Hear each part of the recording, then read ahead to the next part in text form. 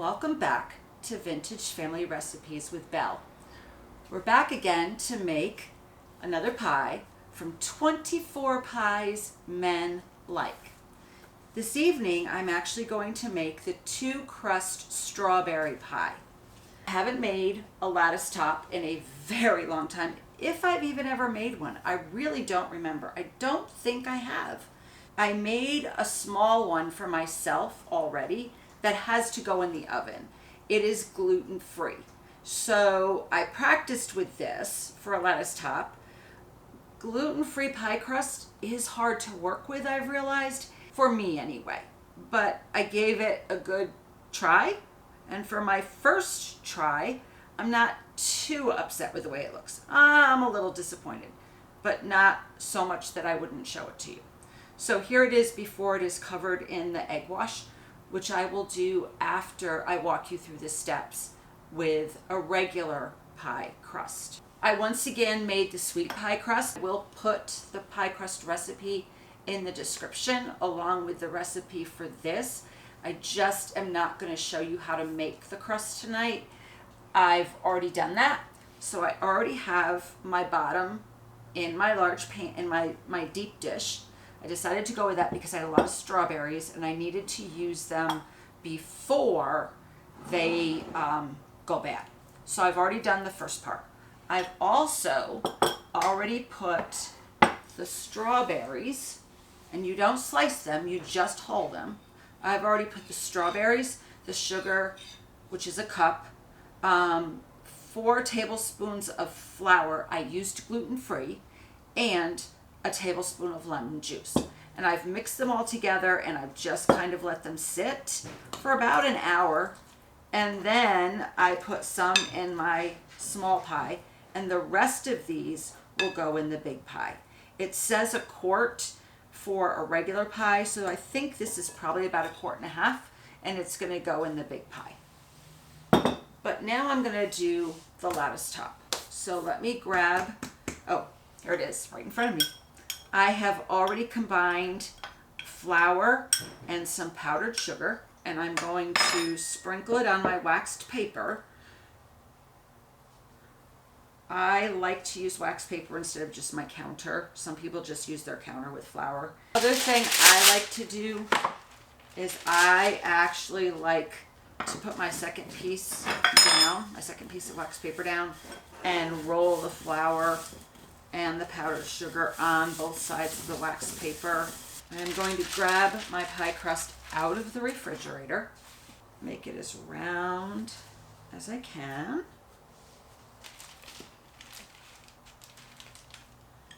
I don't have an actual ruler, so I'm just kind of winging it, hoping that they're semi-even.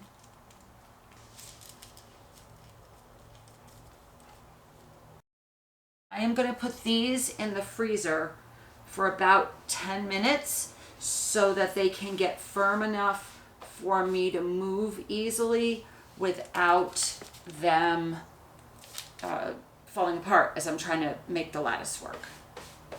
I'm going to pull my strips for my Lattice-Top out of the refrigerator, out of the freezer, and see how firm they are. I don't want them so firm that they'll snap, but I do want them firm enough that they're easier to use.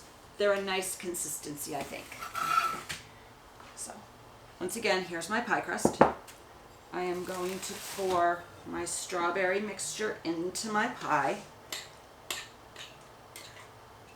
Hopefully this is enough strawberries, or I may be adding some bananas to it.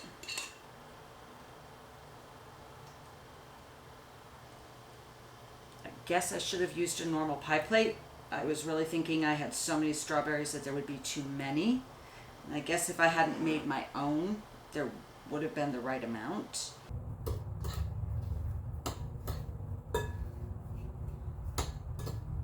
So instead of winging it, I decided to just go ahead and get more strawberries. Well, my husband went to pick them up for me. And I've mixed them with the sugar and the flour, and I'm going to pour them in the pie pan so that I have enough strawberries. I don't want it to be so many strawberries that it overflow, the juices overflow when it bakes, but I also don't want it to be so low that it doesn't taste, you don't get strawberries. It's kind of mushed in all the way around. I put my lattice slices back in the freezer while I waited for the strawberries because I didn't want it to get too soft. So now I will pull those back out. And I am going to do 5 pieces across.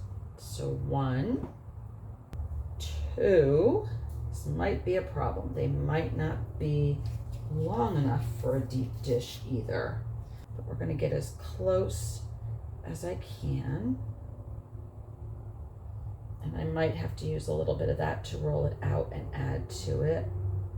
3, 4, 5. So this is definitely a first for me. And could I have practiced and made this perfect in front of you? Yes, I could have.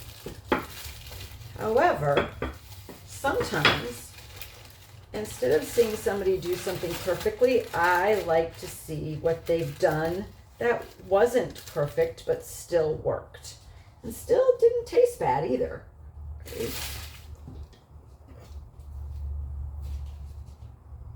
I think that might be the best thing at this point, instead of trying to roll the dough out again and then attach it and then try to reattach it and make sure it's the right length and everything. I think this is actually just going to be a better way for me to go. I'm going to lift back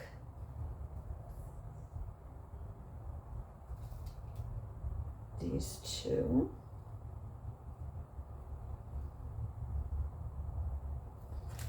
I'm going to put this one, oops, it broke. It really, really broke in my hand. Across. I definitely will not use a deep dish again. That I did learn.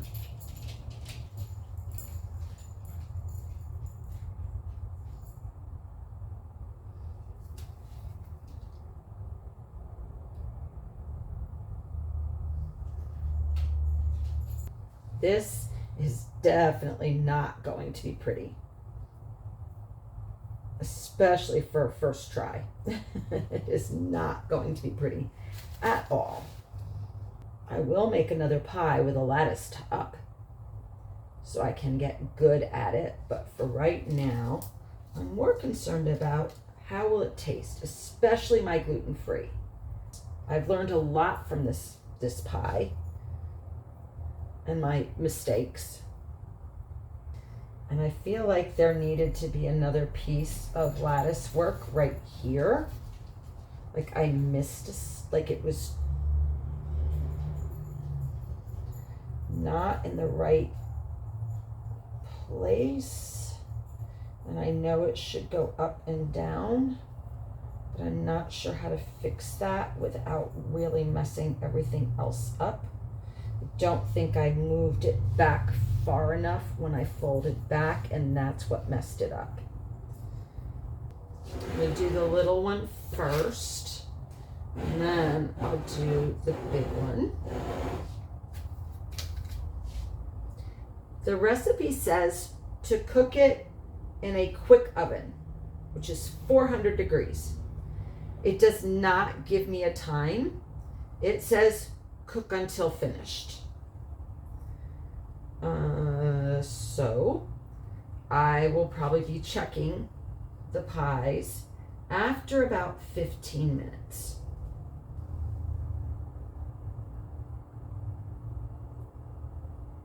Someone asked me if I could do an eggless pie, so I'm going to see if there's actually any of the crusts that don't have an egg, and then I'm going to see if there's a recipe for the filling of a pie that doesn't have an egg. And if they do, that will be my next pie. Also someone asked if I would do rice pudding. I do have my mom's rice pudding recipe that I loved as a child, so I will do that one as well. I also have her bread pudding recipe, and that was a big hit in our family as well. Okay.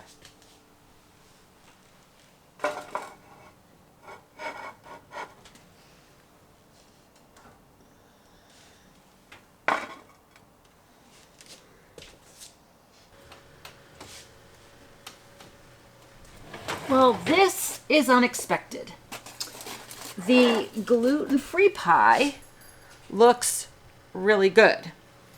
The full-size strawberry pie is still pretty watery, but it's brown around the edges, and the strawberries are definitely cooked all the way through.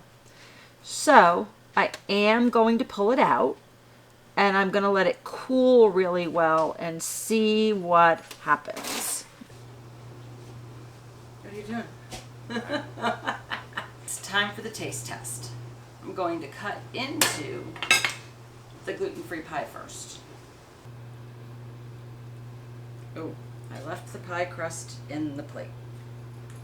Left the pie in the plate too. I pretty much did, yes. Now we're going to cut into the big one.